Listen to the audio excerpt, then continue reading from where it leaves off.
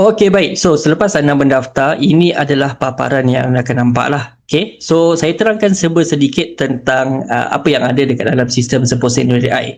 So, bila anda register, anda akan ada satu akaun dekat sini lah. Ini adalah akaun anda dan di bahagian sebelah kiri ni adalah anda punya workspace.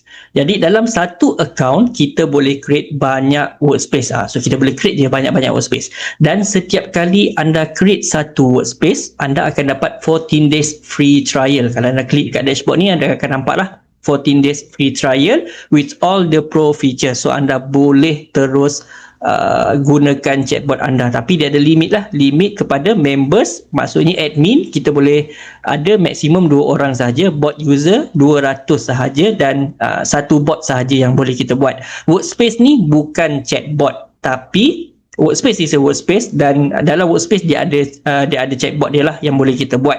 So kebiasaannya dalam template yang kita buat dekat dalam Seposen ni nanti, semuanya akan menggunakan omni channel. Jadi satu workspace ada satu chatbot sahajalah yang boleh kita masukkan.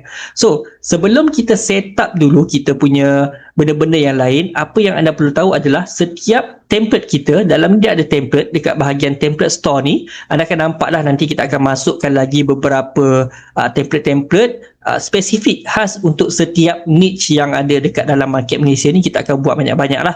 Okay, so tapi sekarang dia ada template single product physical sahaja dahulu. Tapi jangan install terus template ni dulu. Setiap template, kalau kita tengok kat sini show more, setiap template ni dia ada guideline dia yang saya bagi dekat sini satu, tapi nanti kita akan masukkan juga tutorial-tutorial yang lain lah khas untuk setiap template tu nanti. Guideline dia, sebelum install template ni pastikan anda dah connect Google Sheet terlebih dahulu. Nanti sistem akan auto create Google Sheet yang dah siap link dengan chatbot AI ni dalam anda punya Google Drive. So macam mana kita nak integratekan Google Sheet? Anda pergi dekat bahagian dashboard ni, lepas tu scroll ke bawah dekat bahagian integration, lepas tu dekat layer yang kedua ni scroll lagi ke bawah dekat bahagian Google Sheet ni.